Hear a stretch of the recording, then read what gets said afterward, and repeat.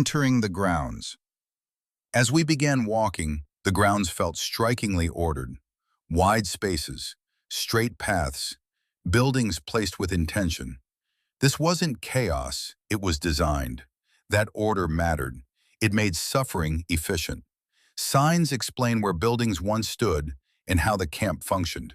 But no sign can explain what it meant to live here. This place reveals itself slowly, step by step. Who was imprisoned? One exhibit shows a map of Europe. At first it looks like geography. Then you realize the numbers represent people.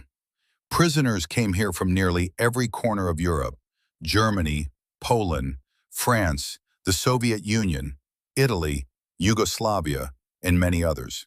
Standing there, Dachau no longer felt like a single place.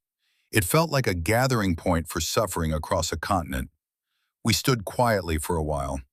This was no longer abstract history. These were lives.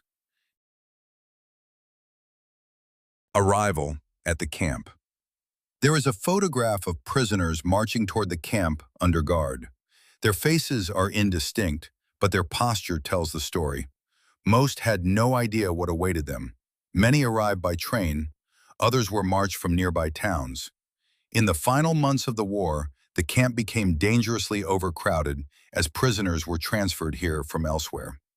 For many, this arrival was the beginning of the end. I tried to imagine taking those final steps, exhausted, frightened, not knowing what tomorrow would bring, or if there would be a tomorrow at all. Daily life became survival.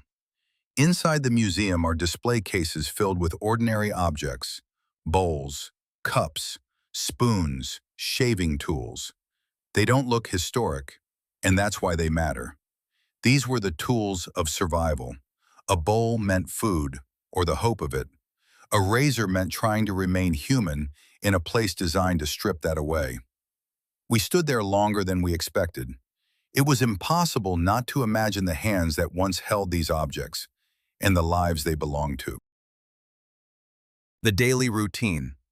One panel outlines a typical day: reveille before dawn, roll call lasting hours, in all weather, forced labor all day, minimal food, lights out, only to begin again. What struck me was how ordinary the language sounded. Suffering here was organized. It was built into the schedule. This wasn't about chaos. It was about control, breaking people slowly, one day at a time. Punishment and control. As we continued, we came to exhibits explaining how discipline was enforced. One describes beatings, how prisoners' screams could be heard across the camp. Nearby stands the whipping bench. It is plain, unremarkable, and that may be the most disturbing part. This violence was not hidden. It was meant to be seen, a warning to everyone else. We moved on quietly. Some things don't need explanation. They only need to be acknowledged. Toward the crematorium. Leaving the main camp, the path changed. The space grew quieter.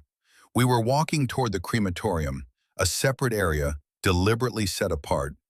What happened here was meant to be hidden. Even our footsteps seemed louder now. We slowed down. This was no longer a place of imprisonment. This was a place of finality. The crematorium. Panels explain why the crematorium was built. As deaths increased, the original facilities could not keep up. A second crematorium was added. There is also a gas chamber here, not used for mass extermination, but built. Executions took place in this area. People were killed here. Facts matter, not to soften what happened, but to understand it truthfully. We read every word carefully. Then we stood there in silence. Remember how we died here. Nearby is a simple stone marker. It reads, "Crematorium, remember how we died here." No explanation, no decoration, just a command. Remember. We stood there without speaking. Some places ask you to think. This place asks you to remember. The unknown prisoner and leaving. Near the end, a statue of an unknown prisoner stands. At its base are the words, "To honor the dead, to warn the living."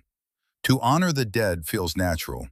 To warn the living feels heavier, because memory carries responsibility. As we left, we passed one final sign, a quote by Eugen Kogan, a survivor of Dachau. Places like this do not offer closure. They offer a warning. We didn't come here to dwell on the past. We came to remember it honestly, so it doesn't fade into abstraction. If you are watching this now, years after these photographs were taken, I hope this place still feels real to you. I hope the people who suffered here feel human. Because what happened here did not begin with violence.